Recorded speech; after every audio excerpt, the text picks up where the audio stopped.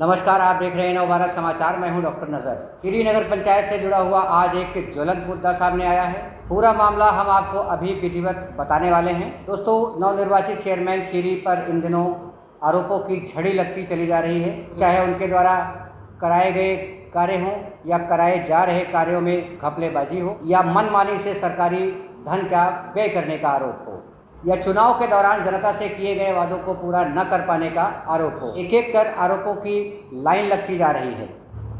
Kheri chairman द्वारा की जा रही मनमानी और चुनाव के दौरान किए गए वादों पर न उतरते देख जहां एक तरफ जनता में रोष व्याप्त है, रोष बढ़ता जा रहा है।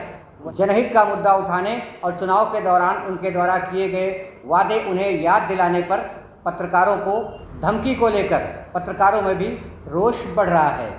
और आज नवनिर्वाचित बोर्ड के 16 सभासदों में से 14 सभासदों ने भी चेयरमैन की तानाशाही और मनमानी के खिलाफ मोर्चा खोल दिया है। पहले हम पत्रकारों को धमकी देने वाली बात साफ करते हैं। जनहित का मुद्दा उठाने और भ्रष्टाचार के खिलाफ आवाज़ उठाने पर पत्रकारों को हमेशा धमकियां दी जाती रही हैं और ये सिलसिला आज से नहीं, अंग्रेज़ों के ज़माने से चलता चला आ रहा है। पत्रकारों द्वारा अंग्रेज़ों के जुल्म के खिलाफ आवाज़ उठाई गई, उन आवाज़ों पर पत्रकारों को धमकियाँ दी गई, लेकिन पत्रकारों ने जुल्म की आंखों में आंखें डालकर सच बात कहनी नहीं छोड़ी। पत्रकारों को धमकी देने वाले नन्हे माफिया आए और अपनी करनी की सज़ा भुगत कर सही जगह पहुंच गए। जनहित का मुद्दा पहले भी उठता रहा है और आगे भी उठता रहेगा। बड़े बुजुर्गों का कहना है कि झूठे मक्कारों और बेईमानों को गुस्सा जल्दी आता है और वो उसी आग में झुलस भी जाते हैं। पत्रकार अपनी पत्रकारिता का दायित्व निभाते रहेंगे, वरना देश की जिम्मेदार कुर्सियों पर बैठे हुए भ्रष्ट लोग बेलगाम होते रहेंगे। आज का ज्वलंत मुद्दा क्या है, हम उसी पर आएंगे।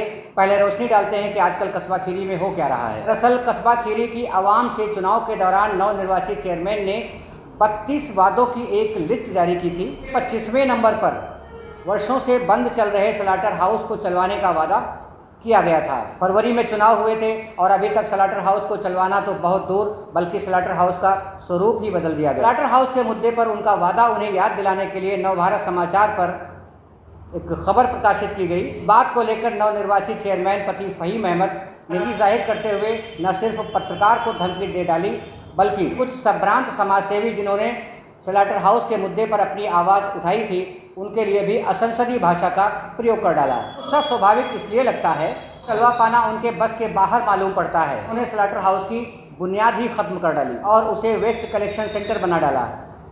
उसका रजिस्ट्रेशन भी हो गया और वहाँ पर लगे हुए बोर्ड पर उसका कोड नंबर भी अंकित है। चर्चा तो यह है कि उन्होंने चुनाव के दौरान जनता से झूठा वादा करके जनता को भ्रमित किया था।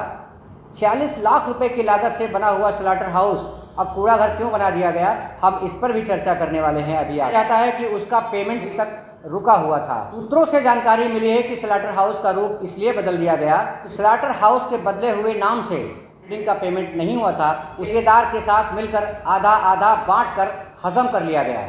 उसका स्वरूप इसलिए भी बदला जाना जरूरी था। स्वरूप बदलकर उसके नाम पर ठेकेदार के साथ साठगांठ करके आधा आधा रुपया हजम कर लिया गया। ये खबर सूत्रों से मिली है और ये चर्चा कस्बा खीरी में आम होती जा रही है इन दिनों। अब चलते हैं आज के ज्वलंत मुद्दे की तरफ। नवनिर्वाचित चेयरमैन की कार्यप्रणाली, तानाशाही, मनमानी और भ्रष्टाचार के तंग आकर 16 सभासदों में से 14 सभासदों ने आज उनके खिलाफ आवाज़ बुलंद की है। इससे पहले भी वो आवाज़ बुलंद करते रहे, लेकिन थक हार कर आज 14 सभासदों ने जिलाधिकारी खीरी से मुलाकात की। साथ में भारतीय जनता पार्टी के जिला अध्यक्ष भी थे। उन्होंने जिलाधिकारी से मुलाकात की और नगर पंचायत में हो रही इन दिनों मनमानी की एक एक बात उन्हें बताई और उनसे संपूर्ण मामले की जांच कराकर आवश्यक कार्रवाई करने की मांग भी की।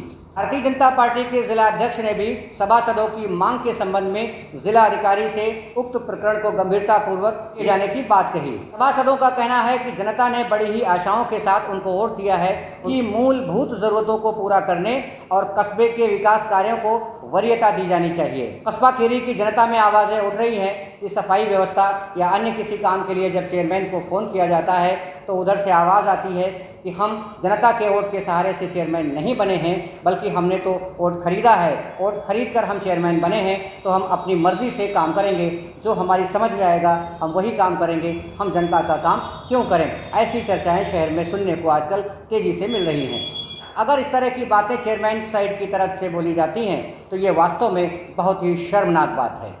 चेयरमैन को जिसने वोट दिया उसका भी चेयरमैन होता है और जिसने वोट नहीं दिया उसका भी चेयरमैन होता है। चेयरमैन तो पूरे कस्बे की जनता का होता है, पूरे कस्बे की समस्याएं सुनना, उसका निस्तारण करना और कस्बे की समस्याओं को देखना, उन्हें महसूस करना और उनका निस्तारण करना, ये कस्बे के चेयरमैन की जिम्मेदारी होती है। कस्बे का चेयरमैन अगर ये कहता है कि जनता ने अपनी मर्ज़ी से हमें वोट नहीं दिया था, बल्कि जनता से वोट तो हमने खरीदा था, खरीद के वोट से हम चेयरमैन हुए हैं, अगर ये बात सच है तो ये बहुत ही शर्मनाक बात है। आज 16 में से 14 सभासदों ने जिलाधिकारी से मुलाकात करके जो आरोप लगाए हैं वो मैं आपको एक एक कर बता रहा हूँ। पहला आरोप ये है कि सभासदों का कहना है कि नगर पंचायत में भ्रष्टाचार व्याप्त है, चेयरमैन अपनी मनमानी पर उतारू हैं। सभासदों ने कहा कि जब सभासद कार्यालय जाते हैं तो उनके साथ दुर्व्यवहार किया जाता है। अब ये दुर्व्यवहार कौन करता है?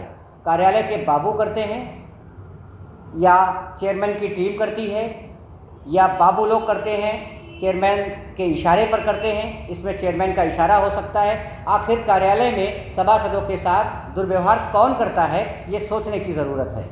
उन्होंने आरोप लगाया कि बीते 3 महीनों में कस्बा खीरी में जो भी विकास कार्य कराए गए हैं उसमें काफ़ी भ्रष्टाचार किया गया है। सभासद ये बात कह रहे हैं, इसका मतलब तो ये हो सकता है कि सभासदों को दरकिनार रखा गया होगा। सभासदों ने चेयरमैन के द्वारा बीते 3 महीनों में कराए गए विकास कार्यों की गुणवत्ता की जांच की मांग की है। अगर जांच होगी तो भ्रष्टाचार की पोल खुल सकती है। आरोप ये भी है कि अभी इस वक्त जो कार्य कराए जा रहे हैं उनमें भी मनमानी की जा रही है, उनमें भी भ्रष्टाचार किया जा रहा है। वो कार्य भी सभासदों की सहमति से नहीं कराए जा रहे हैं। सभासदों का बहुत बड़ा आरोप ये भी है कि नगर पंचायत कार्यालय में कुछ कर्मचारियों को बिना सभासदों की सहमति के रखा गया है। वो कर्मचारी न कहीं काम पर दिखते हैं, ना उनका कहीं पता दिखाई दे रहा है, बस उनकी तनख्वाहें निकलती होंगी।